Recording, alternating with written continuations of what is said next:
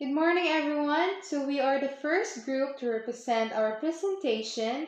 The topic is Lesson 3, A History of Global Politics Creating a International Order.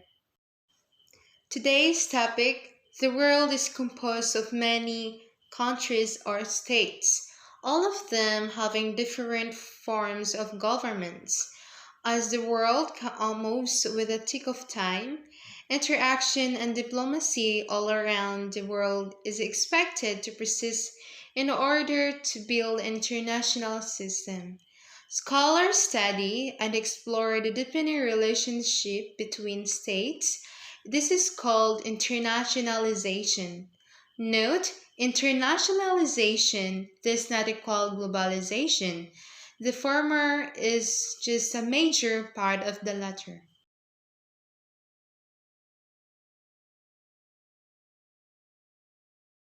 Nation state is relatively modern phenomenon in human history, and people did not always organize themselves as countries. So, at different parts in the history of humanity, people in various regions of the world have identified exclusively with units as small as their village or their tribe. And at other times, they see themselves as members of large political categories like Christendom, the entire Christian world. What then is the difference between nation and states? In layman's terms, states refers to a country and its government. There are four areas of state. First, population. Exercise authority over citizens. Second, government. Craft various rules that people follow. Third, territory, an area which governments govern. The last, sovereignty, refers to external and internal authority. So, internally, no individuals of groups can operate in given national territory by ignoring the state. This means that groups like churches, civil society organizations, cooperations establish their parishes, office, or headquarters. Externally, sovereignty means that a state's policies and procedures are independent of the interventions of other states. So, in other hand, the nation, according to Benedict Anderson, is an imagined community. It is limited because it does not go beyond a given official boundary. Being limited means the nation has its boundary. So, this characteristic is in stark contrast to many religious imagined communities. Anyone, for example, can become a Catholic if one chooses to. In fact, Catholics want more people to join their community. They refer to it as the call, the discipleship. But not everyone can simply become a Filipino. An American cannot simply go to Philippines embassy and convert into a Philippine citizen. So, nations often limit themselves to people who have imbibed a particular culture, speak a common language, and live in a specific territory. So, calling it imagined does not mean the nation is made up. So, rather, the nation allows one of the connection with the community or people, even if he will never meet all of them in her or lifetime. So, finally, must nations strive to become states? Nation builders can only feel a sense of fulfillment when the nation ideas assumes an organization form whose authority and power are recognized and accepted by the people. Too. Moreover, if there are communities that are not states, they often seek some form of autonomy within their mother states. So, example, Quebec in language and Scotland independence movement. Nation and states are closely related because it is nationalism that facilitates states formation. In the modern contemporary era, it has been the nationalist movement that have allowed for creation of nation states. States became independent and sovereign because of nationalist settlements that clamor for this independence. The interstate system. The origin of the present-day concept of sovereignty can be traced to the Treaty of Westphalia. So, Treaty of Westphalia is the peace of Westphalia recognized the full territorial sovereignty of the member states of the empire, which was the set of agreements signed in 1648 to end the 30 Years' War between the major continental powers of Europe. After a brutal between Catholics and Protestants, the Holy Roman Empire, Spain, France, Sweden, and the Dutch Republic, recognizing that the 30 signers exercise complete control over their domestic affairs and swear not to mingle in other affairs. The Catholics and Protestants, the Holy Roman Empire, Spain, France, Sweden, and Dutch Republic is the major continental powers of Europe. Spreading of French Revolution, liberty, equality, and fraternity to the rest of the Europe. Napoleonic Code that forbade the birth privileges encouraged freedom. Napoleonic Code is the French civil code established under the Napoleon in 1804.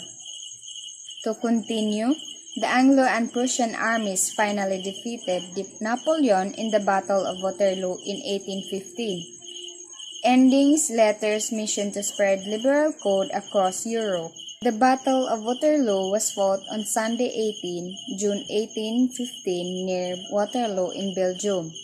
So part ni siya sa United Kingdom of Netherlands at the same time. The royal powers restored the Westphalian system. The concert of the Europe was an alliance of sought to restore the world monarchical heredity and religious privileges of the same time, before the French Revolution and the Napoleonic Wars. It was an alliance to restore the sovereignty of states. Interstate system to Clemens von Metternich. So, si Clemens von Metternich was a conservative Austrian statesman and diplomat who was at the center of European affairs.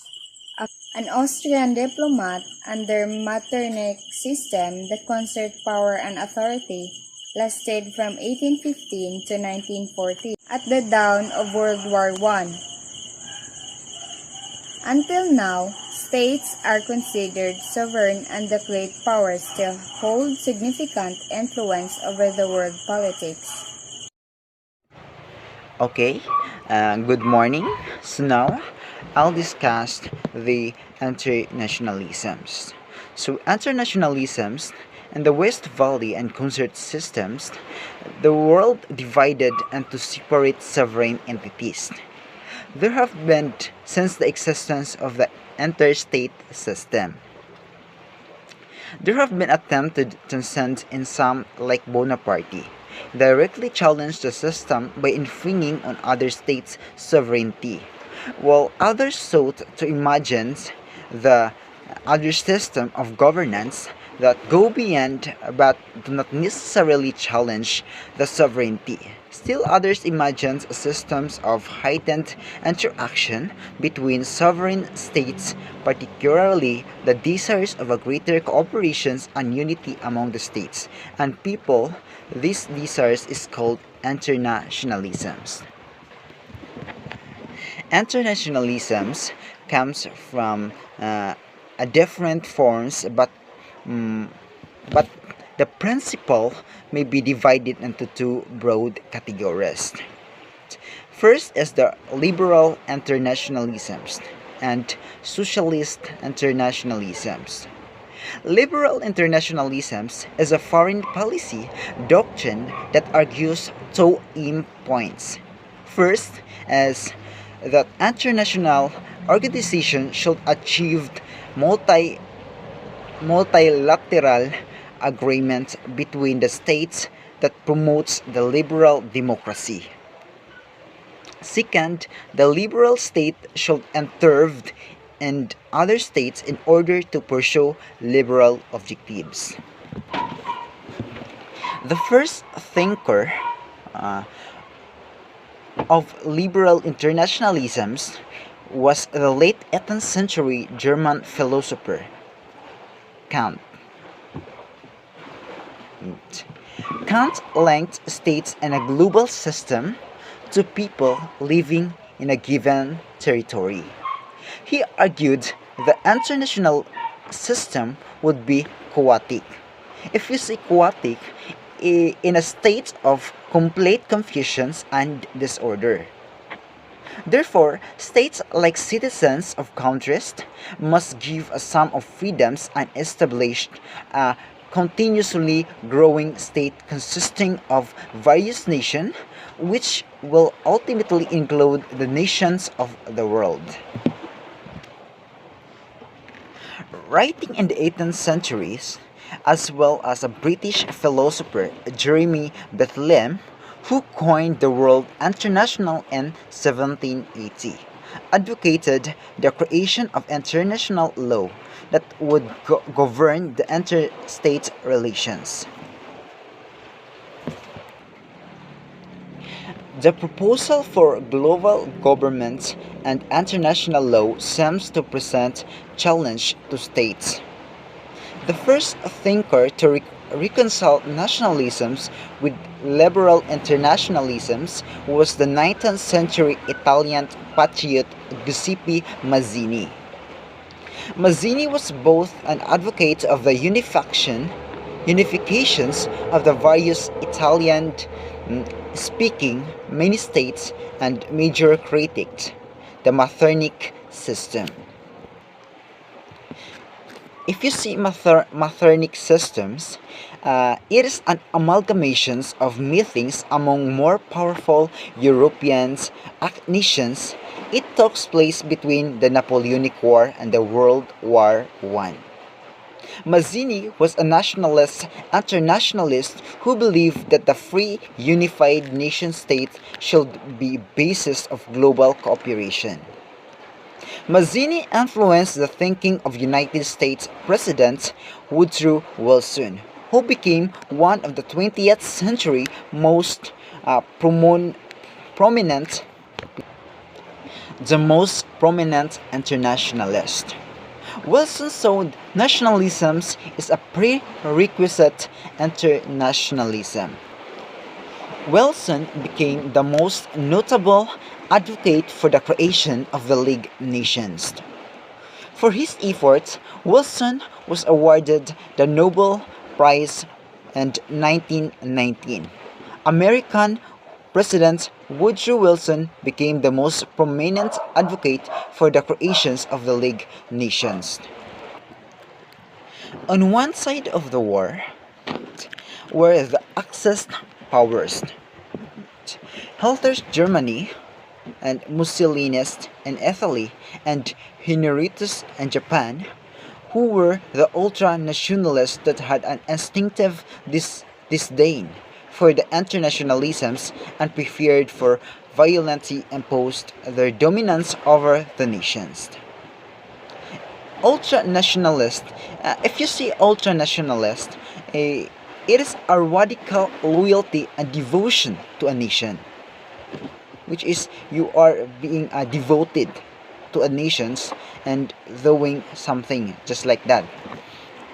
So the midst of this war between the Axis powers and the Allied powers are composed of different countries.